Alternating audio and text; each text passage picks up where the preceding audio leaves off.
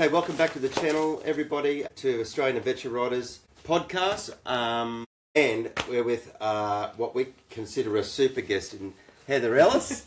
If you haven't already seen part one, go and have a look at it, because Heather's detailed her trip, what was the nexus of an idea, and her journey through Africa to London, where she's in planning her next trip through Europe and Asia, had to get tested for HIV, came back positive. And that's where we left our last episode. So you said the date was the 14th of September 1995. Yeah, that was before effective HIV treatments or antiretrovirals were discovered. So that they came in around July 1996 and weren't really rolled out until about the end of 1996. When I was went to see a HIV specialist, they didn't sort of mention anything about these, what they call protease, which they used with existing HIV medications. And that was because they just thought, well, they're just like everything else, they might not be effective, because they hadn't really been out that long, they'd only been a few months. And also I was healthy, I was well. Yeah. So even up until probably the early 2000s, they didn't give the antiretrovirals to people until they were their CD4 counts were really low and their viral load. What's this, CD4? It's the strength of your immune system. Okay. So when their immune system was becoming to a lower level, and when the viral load, the amount of virus circulating in the blood, was very high. So what they've discovered now, that even if the virus is like contained by your own immune system, it's still doing damage by depleting your immune system. So it's better that as soon as you're diagnosed, you go on treatment. Treatments now are so good, they're, to me, like a cure. Yes. You just have to take them every day. And I work in the HIV sector. I'm a HIV communication specialist. I go to conferences all over the world. Yep. What they're finding now with the HIV cure is they're getting very close to actually waking up the virus that's hidden in the reservoir, that's controlled by the medication. Once they can wake it up and kill it, then your body can kind of take over and mop up any remnants. So it's kind of like a functional cure. Yes. So you have maybe a treatment once a year or once every 2 years, and eventually your body will completely take over. Wow. That's where we're heading. Okay, and it's so exciting. The current situation, they've just got it contained. Yeah, you've got to take daily treatment or injection, like a 2-month injection, or some people can take a 6-month injection or a weekly pill. So, but when the virus is contained through the medications, there's no side effects. You know, I'm as healthy as the next person. In fact, I'm probably healthier because of my diet and exercise, and I'm nearly 62 years old, and I think I'm doing pretty well. You're doing good. Yeah. Take us back to that day. You've been diagnosed, you leave the doctor's surgery. What's happening in your head? I'm going to die. This was the end, you know. And not only that, there's the stigma of HIV. It's suddenly I am a different species. I am not part of the human race anymore. And that feeling was very strong. And not having to tell anyone, you know, get no support. The shame. And it was, the shame of it. And also not telling my parents, because I knew what they would say. Like, how could you be so stupid? And how could I be so stupid? But, you know, humans are humans and things happen. But in your book, you had a really supportive partner. Yes, I had a boyfriend at the time, and he was amazing, fantastic. He had a test, and we were always using condoms because I wasn't on the pill. So we always used condoms.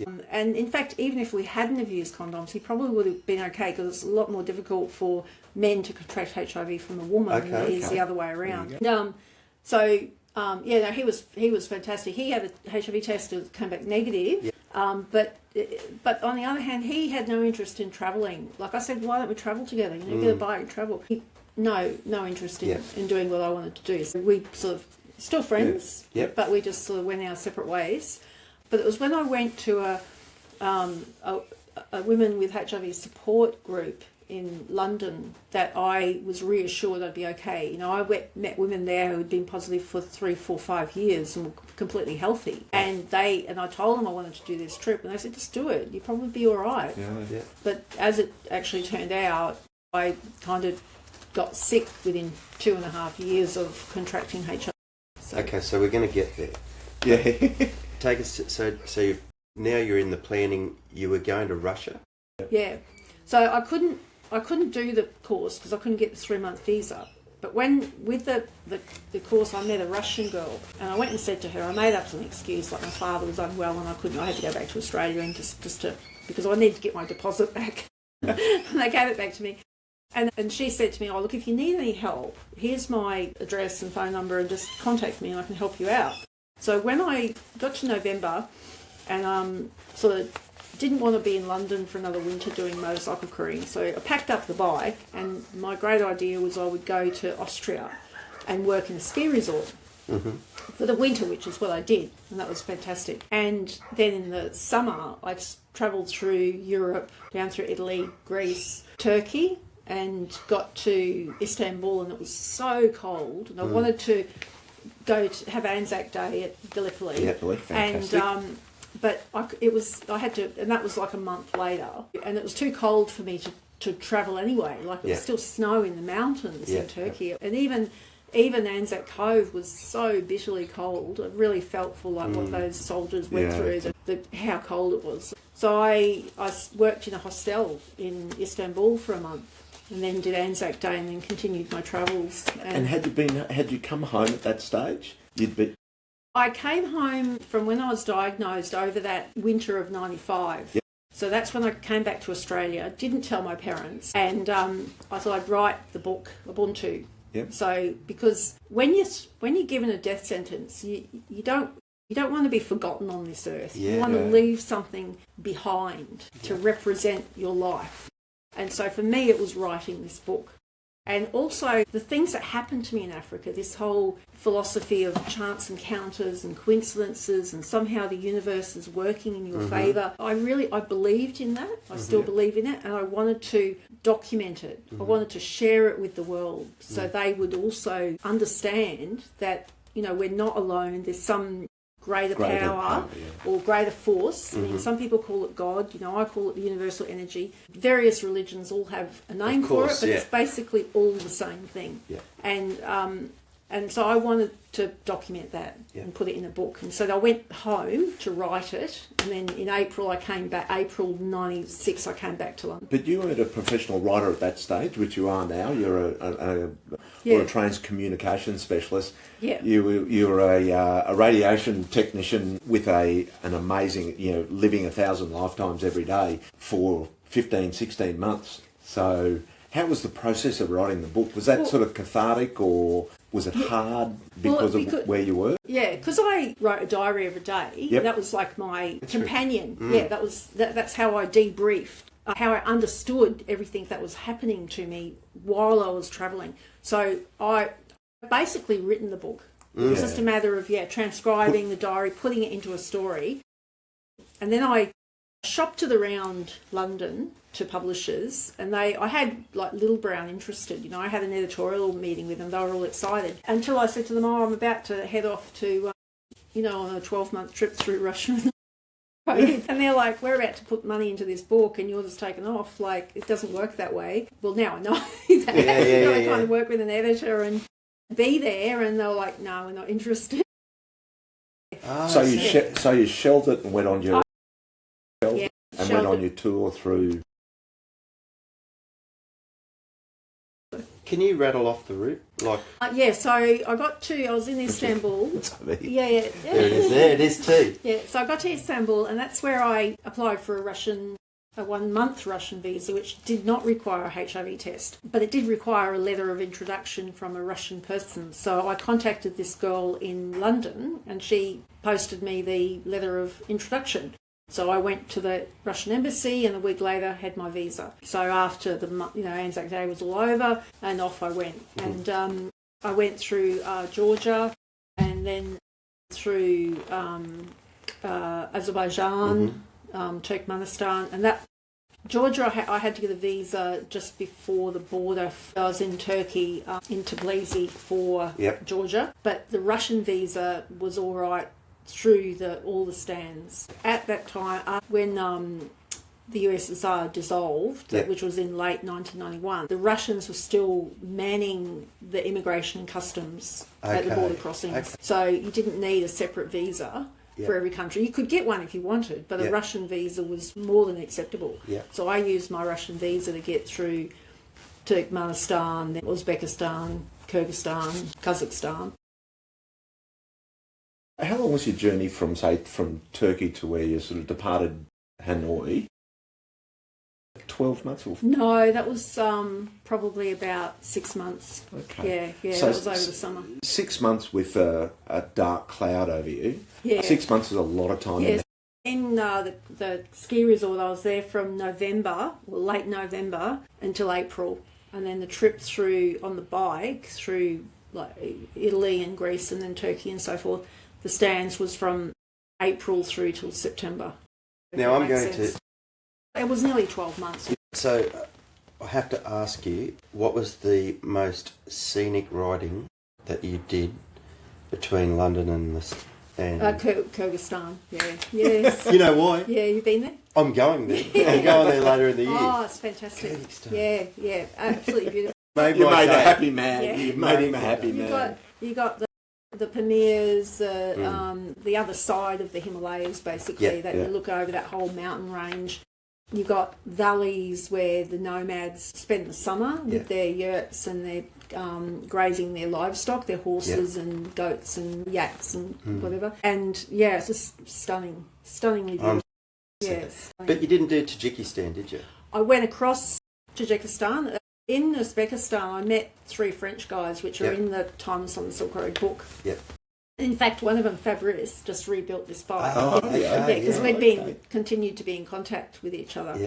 I was in Bukharu in Uzbekistan, which is an amazing city. It's like being in a living museum. It's stunning. And I was staying at the university guest house, and the chancellor had met me, and he said, "Oh, you could do a talk for the English language students." And then I told the French guys, and they said, "Oh, we can do a talk for the French language students." So they joined guest lecturers. Yeah, and they came back with me and stayed there as well. And that was the beginning of a 1 month sort of sojourn with them, travelling together through Uzbekistan, across Tajikistan into Kyrgyzstan and then Kazakhstan. And we had many bogus adventures together. So did you do the Pamir, did you follow the Afghan border through Tajikistan? No, not that way. We came across, there's a mountain range that you go across, and you'll go on that. Then it was dirt. I'm not sure if it's tarmac now, but it was like a little narrow dirt road that kind of wound down the mountains. It was stunning. And then across into Tajikistan, there's a finger of land, like when the Soviets divided it all up, they have this stupid finger of land that jutted into Uzbekistan, Kyrgyzstan, Kazakhstan, and rather than riding around, there was an agreement where you could ride across it. So we did that, and then my Russian visa at the time was about to expire, and I wouldn't be able to renew it. Mm-hmm. So these 3 Frenchmen were on their way to Mongolia, to Ulaanbaatar, for this Nadam festival. It's a big horse riding, sort of archery kind of Mongolian festival that they have every year. And 3 years into planning this trip for these guys, and they meet me. And on the way. and I said to them, "Oh, look," because I couldn't get through the border, expired Russian visa, because I said, "Oh, come with us to Mongolia." And I said, "Oh, that sounds like a great idea." I said, "I reckon a better way to go is when I looked on the map in Kazakhstan, to go from this village to that village, which was then in Siberia, across this valley." And I said, "It's only 150 kilometres." And I said, "I'm sure there's a road there." And Fabrice had this contraption, which I had never seen before in my entire life, and it just amazed me. And it was a GPS. First one you see. First one, I didn't even know such a thing existed. So he, because I just travelled with maps, and so he got it out, and yes, for sure, there's a road going between the two. So off we went, and I always have food with me because you never know what's going to happen. They had nothing, and it was like about 2 weeks later. So, and we got so far, and the spring thaw had been late, so this valley was just a bog hole. And then we got bogged in it, and Fabrice offloaded his bike, went back to this cattleman's hut, and they loaned him 3 horses. He'd never ridden a horse in his life. So he's riding one, dragging two with him, came down into the valley. We went basically down over into the bog, the valley, just a big drop off, rode down into it. So unloaded all the bikes and put all the gear on the horses, and so Ride they out. could ride out. Fabrice rode my bike because he said to me, he said, "Can you ride a horse?" And I said, "Yeah, I can ride a horse." And he said, "Well, I can't. I've never been on a horse in my life." I'm taking your own horse. So I did the horse thing, and he rode the bike out, and then we ended up staying with these cattlemen for 2 weeks. Yeah. Wow. Because we couldn't go anywhere, and one of the French guys had obliterated his clutch, Yep. so the bike wasn't going nowhere. And so we had to wait for their sort of supply truck to come in so we could put the bikes on the truck and then go back basically the way we came. It's amazing because I just don't, with a lot of this stuff and with a great many of the sort of stories that come in, I just don't think that doing your trip now is possible. You can you can do it, but yeah, I think it is. But you're going rodeo style. You're going bareback because you've got no maps, you've got no mobile phone, you've got no sat phone. You're out there, sort of really like it's pardon the term, it's balls out, and you're there. I just don't think it's an unrepeatable time-wise. It's almost an unrepeatable experience. That road through the Altai, a road through the Altai Mountains, right, from Kazakhstan to Siberia into Russia. It is one of the most amazing, like, motorcycle roads or hiking or mountain biking roads you could find on the planet. The mountains and the beauty of it all. Like the river crossings and the mountain tracks you go up, and it's just, forests you ride through. And like with these horses, when I brought them back, it was like in the snow, like you're right up high. And it was this amazing experience, and like I'm sure that area has not changed, really hasn't changed. And so, what happened with the French guys? Were they able to continue on their journey the way they wanted to go? They did at the end. It was kind of at the end, the last days of it. So we got waited for the truck, and and while we were with these mountain men, they had like copious quantities of vodka and big jars of cream and stale bread, and there was wild strawberries everywhere. So I used to pick all these wild strawberries. And one of the guys had fallen off his horse, so he'd broken his arm, and he was in a lot of pain. But I had like this, huge supply of codeine, so I kept feeding him painkillers.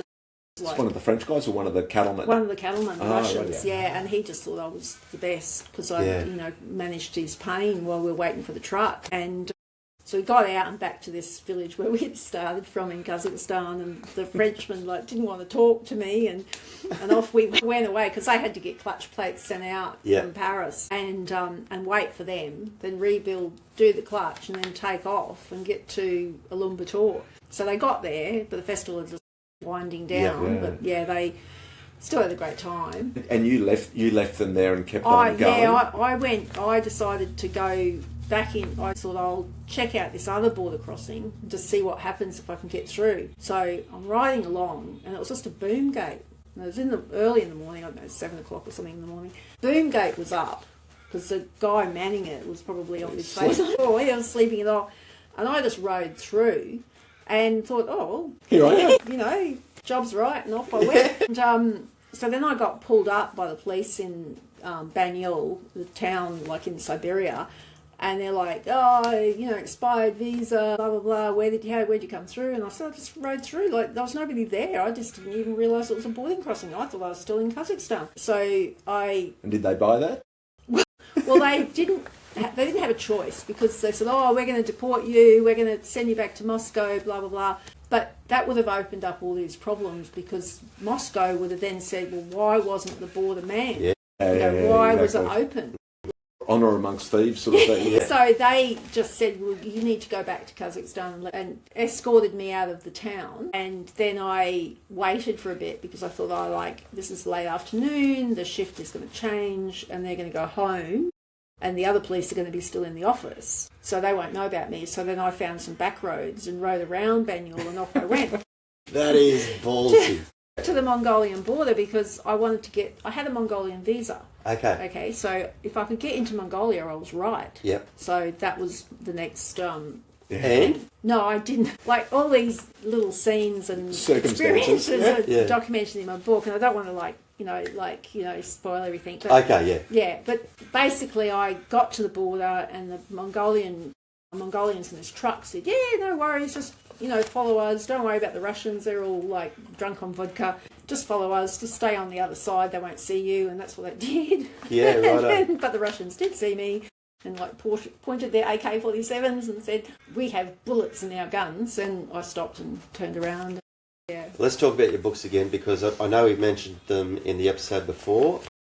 You've got Ubuntu. Yeah, Ubuntu, which is documents the Africa travels. Yep. So that's Ubuntu, One Woman's Motorcycle Odyssey across Africa. Yeah. And the other one is Timeless on the Silk Road. Documents that whole And where do you journey get from those? London to Hanoi. Where do you get those? Because Bruce is going to have one, because I'm not lending.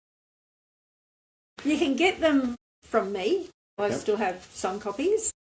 Like that's just for Australian readers, Yep. so you can get a signed copy. Just go to my website, and I'm sure you'll Yep. put that in the notes. Yeah. Yeah. And or you can buy them through Amazon, or for Australian readers, they're in most libraries in Okay. Australia. And if they're not, just ask if they can buy it for you. So Nice. Yeah. Very good. Okay. And so let's talk now about from Kazakhstan, or From so Mongolia, where did you go? Yeah, so I left the French guys. They went on their way. I tried to get into Mongolia. That wasn't going to work. And then I was told, if you can get a letter of like a pass, that the governor of the province gives you a pass, then we'll let you cross the border here, because that border was only for Russians and Mongolians, because they didn't have it. Now I think it's quite established, but back then it was just like a hut. There was no computers and stuff, and that's why they didn't want foreigners going through there, because they couldn't document them. So, but they said if I had got this letter, then they'd let me through. So I went back to this other town, and the governor was away in Moscow for the summer, and I thought, well, that's not happening. So I managed to get on a truck, because I knew if I rode through I might get pulled up again, and this time I might be deported to Moscow. So I got a lift on a truck with these guys from Kazakhstan who were buying vodka from China, like the Chinese vodka, and bringing it into Russia. But this trip, one of the trucks was empty, so they put my bike in the truck. Backloaded. Yeah, and they took me to Banyul, and then the company organised another truck to take me down to Almaty in Kazakhstan, because my rear tyre would have been worn out, like it was getting low, and I thought, that's like was 2,000, 3,000 kilometres of just straight tarmac, so I didn't really want to do that again.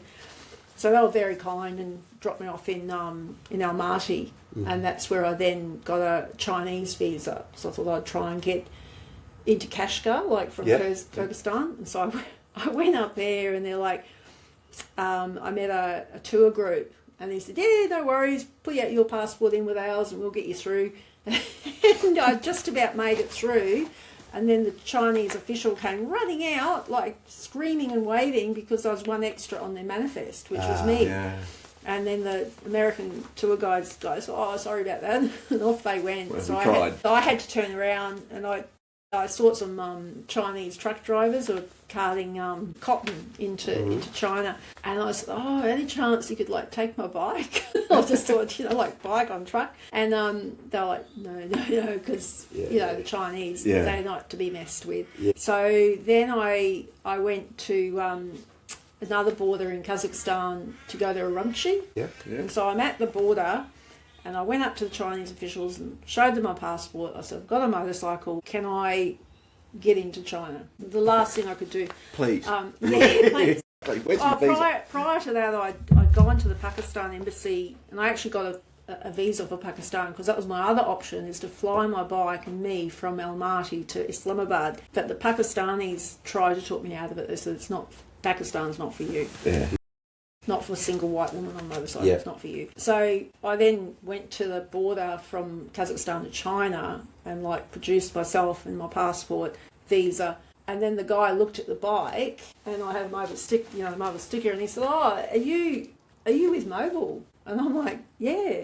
And I'd never even thought about it, because I have got this letter of introduction from Mobile Oil saying, Heather Ellis is travelling the world and testing Mobile One, and please support her in any way you can, blah, blah, blah. So I went and got the letter, gave it to the guy, and he went into his office and got on the phone to Beijing and chatted away for a bit, and then came out and said, oh, welcome to China, you are a guest of the Chinese government. Wow, really? Yeah, so then That really is the world looking after you.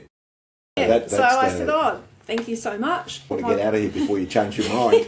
They put my bike in a truck. They had a customs truck, and they said, they told the driver that he had to, like, basically not let his eyes off me, like because he had to deposit me in the Rumchi and the bike.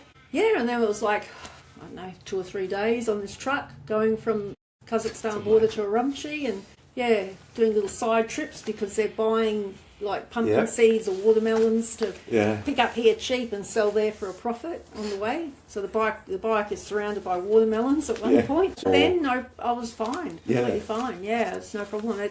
I did when I was in Uzbekistan, I picked up giardia, and that was kind of like where I started to go downhill.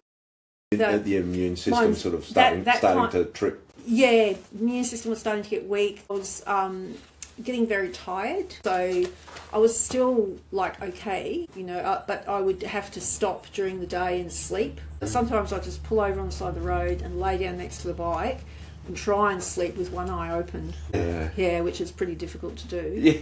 And then if anyone approached me, to like get up and like judge whether these people were good or bad, get up and then take off before they reach me out there. At what point did your health start to really deteriorate? When I was when I got into Urumqi, I remember still feeling fine. I was there for 10 days. So they put the bike in a prison, like a prison cell. And then I stayed in a hotel where I then was told I had to get a permit to ride the bike through China. So every day for 10 days I went to Chinese customs to get this permit, and they said, I put my application in, and they said, come back tomorrow. It's not ready. Come back tomorrow. It was trying to wear me down. And then after 10 days, I'd had enough.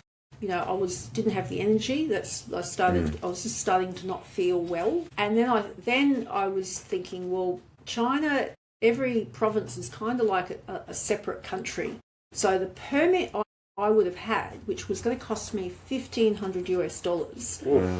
would have allowed me to ride from Urumqi through Xinjiang province to the next province, and then I would have got to the border, and they would say, you don't have a permit to ride any further. So I would have paid $1,500 to ride the edge, like 1,500 odd kilometres on the edge of the Gobi Desert. Wow. And when I'd gone back to Urumqi to get my $1,500, they'd be like, what $1,500? In the end of my money. So I just decided, I said to them, look, I'll take the train. And they said, well, that's great. There's one leaving this afternoon. Bike on the train? And yeah, they escorted me to the train, put the bike on the train, and then it was a week down through from Urumqi to Nanning on the Vietnamese-Chinese border. Yeah. And that's on that trip is when I started to, I suppose because I wasn't riding the bike and I didn't have to be in survival mode, that my body relaxed, and I just felt tired and weak, and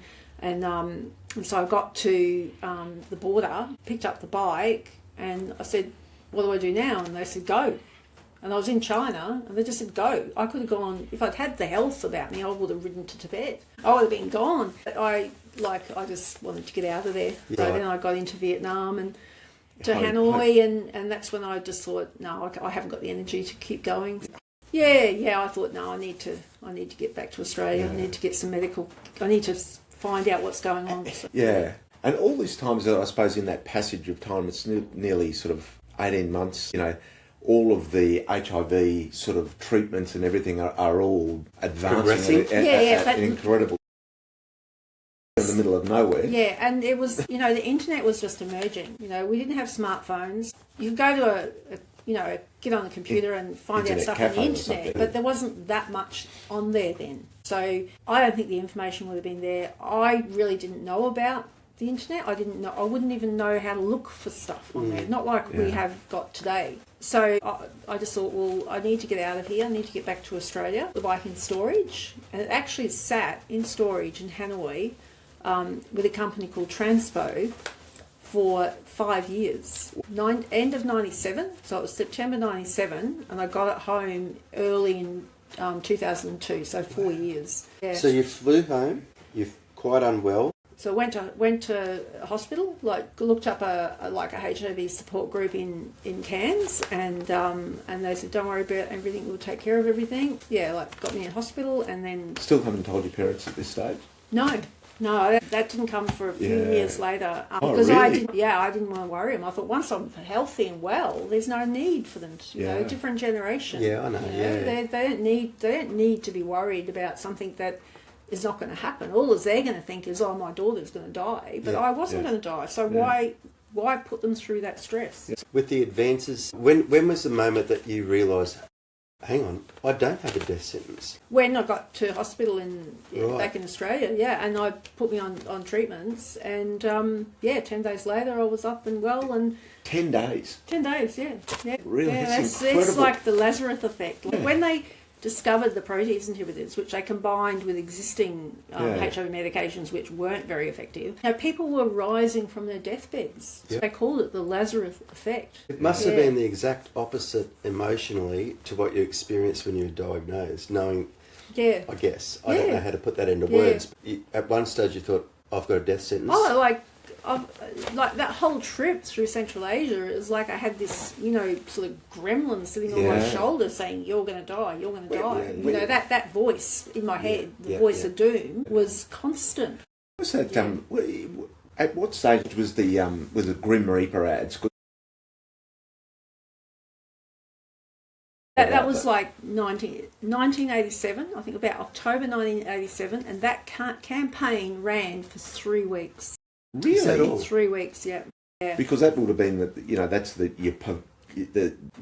sort of everlasting, that's the why, everlasting thing that was sitting on your shoulder. That campaign was very, very effective in people not having unprotected sex, like in the heterosexual community particularly, and being aware of their sexual health. But on the other hand, it was very, very effective in like perpetuating stigma. That's where a lot of the stigma came from. Yeah. So that stigma that campaign generated is what people with HIV, living with HIV, we're living with. Continue to live with today, because the majority of the population, the general population, still in the Grim Reaper days. Younger people don't have knowledge of it. They know, HIV, you can die from it. Somehow that's kind of seeped through into their psyche, but it's like the stigma is still so bad, and that's why I'm such an advocate. I think if we talk about this, we can fight stigma and get rid of the ignorance, because the ignorance is what feeds the stigma. So tell us about your and it's a funny thing, I don't know, your road to normality. You've come back to, like, in 10 days you've had the Lazarus effect, you've come back, you put yourself through university and sort of took on a normal life from this extraordinary life with the illness and everything. Now you've come back and you're normalising normal Heather Ellis sort of, or does such a thing exist? No, it wasn't a normal Heather Ellis. Yeah. It was like, if you imagine that for that was probably 2.5 years, or 2 years from diagnosis, that you had been living with, I'm going to die, to now I'm not going to die, that I now am going to live a long, happy, healthy life. You just take on everything. I went to uni thinking I would do an English literature degree, which would help me with my writing to finish writing my book, which was still sitting in a drawer. But I met the lecturer and he said, well, why don't you do journalism, because at least you'll have a job when you finish. So, which I thought, that's a good idea. So I did journalism. But when my first year at university, I was like editor of the student magazine. I was led a Jabiluka protest, like the Jabiluka Convoy Convoy, raised all this money, was all over the media, talking about Jabiluka and why they should not mine uranium there, because it's like right next to the Magilla wetlands, and it's like, Aboriginal sort of sacred land, and they're going to put this another big uranium mine amongst it. So I led this convoy up there, was on the media, sort of raised so much awareness, and that protest, actually, we won that protest because the government rescinded their approval of that mine. And that was through activism. That was through the protest and activism of the people of Australia, from university students like myself to to grandmas and granddads and mum and dads. Like everybody was against this mine, and we won and we stopped it. It's the power of activism. And a lot of that off the back of the fact that you're just fearless. Yeah, I was just embraced life. Yeah. Like I took on every opportunity that came my way that I felt I could do and I could contribute. Because I worked at the mine, so I knew what I was talking about. When I spoke to the media, I was coming from a position of knowledge. And so I just took it on. I took on everything. I was cadet at the Cairns Post. I was the cadet, I'll take that on, I'll do everything. So we're in a way doing your life an injustice here, because we're going to fast forward now to, there's a lot happened in your life after that, marriage and kids and the whole lot. But here we are now, sitting beside this motorbike. Tell us what's happening next. So just because the people might think, oh, how come she's got HIV and she's got children? So I've got 3 boys. None of them, women with HIV can perfectly have children. They're on treatments. You're not going to transmit. How old are the boys? I've got twins who are 19 and a 21-year-old. So they're all my responsibility of feeding them and washing for them and taking their beds. It's just a small 19-year gap we've got here. Has kind of come to an end, and they can look up. It's quite, they're adults now. So I keep saying to them, I said, because we're all living together, I said, we're 4 adults living. Like you are not children anymore. You are adults. And I'm fully preparing them for my departure. Yep. So in a couple of years' time, I'm going to jump on my beloved TT600 and ride off into the sunset to South America. And I'm going to retire and continue. I'll be 63 years old, nearly 64 by the time I head off. And to me, life is really finite. It is short. Absolutely. And I think when you become aware of your own mortality, like I have, every day counts. With me doing the trip, I was just talking to some girlfriends the other day, and they're saying, oh, why don't you just take long service leave and not give up your job? I'm 63. I'm like, I need a break. Yeah, I'm like, that sounds like a good idea. At the time I thought, well, that might work, because I do have a little leave. I do have a little long service leave. But then I'm like, I need to have a new chapter. I want a new beginning. And then I have to remind myself, I'll be 63 and a half. I'm still fit and healthy. As we age, we don't bounce as well. Things, I need to do it. I need to go now. I need to go now, not when I'm 70. Because we talk about this all the time. And we talked off before the show. We're all the same age here. But the window's constantly closing. Yeah.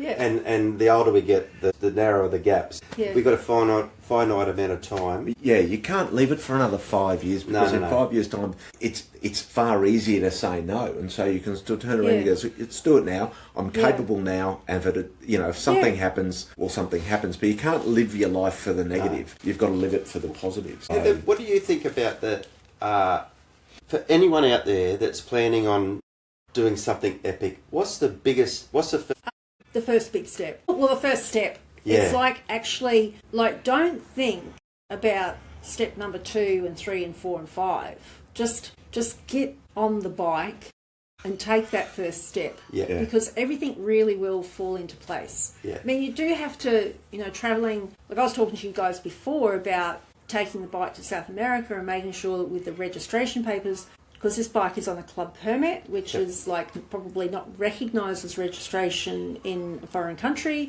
So you have to plan all of that kind of the documentation that you have to have, in your passport and your travel insurance. That's all got to be planned. The gear you take on your bike, keep it as light as possible. If once you get all your gear in a big pile, you just need to really have minimum. Like Africa, I had one set of clothes I wore on the bike and one set of clothes I wore off the bike, and that was it. 3 pairs of underpants. I had a sarong which doubled as a skirt, headscarf and a sheet.